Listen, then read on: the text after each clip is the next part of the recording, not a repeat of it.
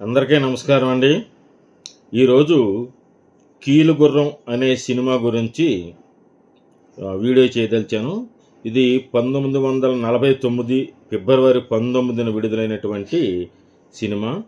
ఇందులో అక్కినేని నాగేశ్వరరావు, అంజలీదేవి, జి వరలక్ష్మి, లక్ష్మీరాజ్యం ప్రధాన పాత్రలో నటించారు.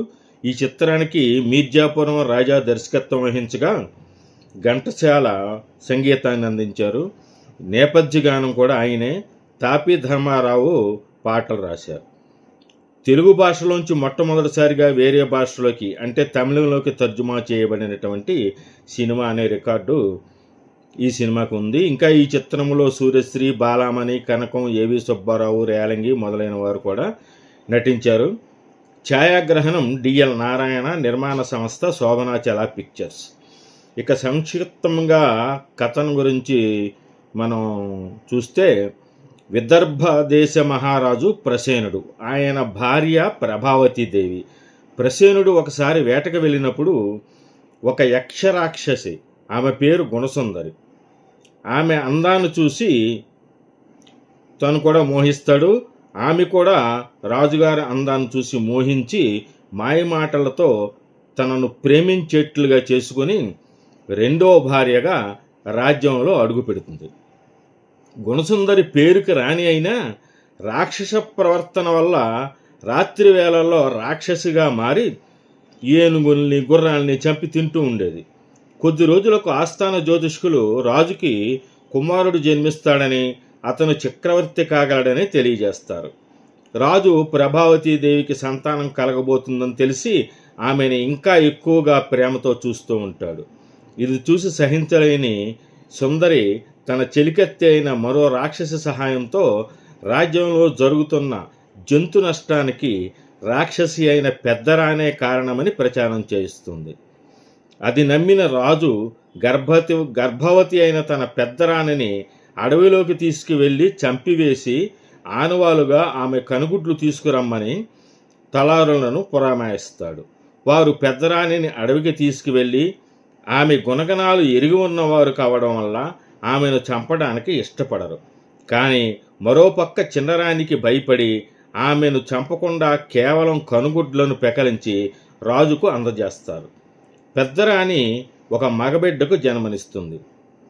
ఆ అడవిలోని కోయిగూడెం నాయకుడు, ప్రజలు ఆమె బిడ్డప్పుడు అక్కినేని నాగేశ్వరరావు అన్నమాట, ఆయనను చేరదీస్తారు. ఆ బిడ్డకు విక్రమసేనుడు అని పేరు పెడతారు. అంగరాజ్యంలో రాజు ఒక చాటింపు ప్రకారం రాకుమారుని కాపాడిన ధీరుడికి కుమార్తెను అర్ధరాజ్యం ఇస్తానని ప్రకటిస్తాడు.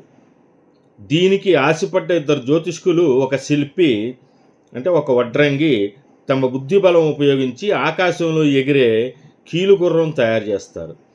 మరోపక్క విక్రమసేనుడు తల్లి ద్వారా తన తండ్రి గురించి, తల్లికి జరిగిన అన్యాయం గురించి తెలుసుకుని రాజ్యంలో ప్రవేశిస్తాడు. కీలుగుర్రాన్ని అధిరోహించి రాజు అభిమానం సంపాదించి రాజ్యానికి సేనాధిపతి అవుతాడు. విక్రమసేనుడిని ఒక తైలం తీసుకురావడానికి పురమాయిస్తారు. ఈ పురమాయింపు గుణసుందరి రాజుకు చేసింది, అంటే దుష్టబుద్ధితోటి. విక్రముడు అడవిలో శాపవశాత్తు తిరుగుతున్న ఓ అప్సరసను రక్షించి ఆమె సహాయంతో కీలుగుర్రాన్ని, ఇద్దరు రాకుమార్తెలను కలుసుకుంటాడు. ఆమె సహాయంతో రాజ్యానికి వెళ్ళగానే తల్లిని చిన్నరాణి శిరసారలో వేయించి ఉరిశిక్ష వేయబోతోందన్న విషయాన్ని తెలుసుకుని పరుగున అక్కడికి వెళ్తాడు. తన తల్లికి చూపు తెప్పించి చిన్నరాణి మోసాన్ని రాజుకు, ప్రజలకు తెలియబరిచి ఆమెను సంహరించి పట్టాభిషిక్తుడు కావడంతో కథ ముగుస్తుంది. ఈ చిత్రానికి ఘంటసాల సంగీత దర్శకత్వం వహించారని చెప్పుకున్నాం. ధర్మారావు గారు పాటలు రాశారు. ఇందులో పాటలు కాదు సుమ, కల కాదు సుమ, ఘంటసాల, వి సరళ పాడారు. మళ్ళీ ఇంకొక పాట కాదు సుమ, కల కాదు సుమ, తెలియవశమా, పలుకగలమా అనేటువంటి పాటని ఘంటసాల, సి కృష్ణవేణి పాడారు. తెలియవశమా, శోభనగిరి నిలయ, దయామయ ఈ పాటను ఘంటసాల శ్రీకృష్ణవేణి పాడారు. ఎంత కృపామతివే భవాని ఎంత దయామయివే ఈ పాటను ఘంటసాల శ్రీదేవి పాడారు.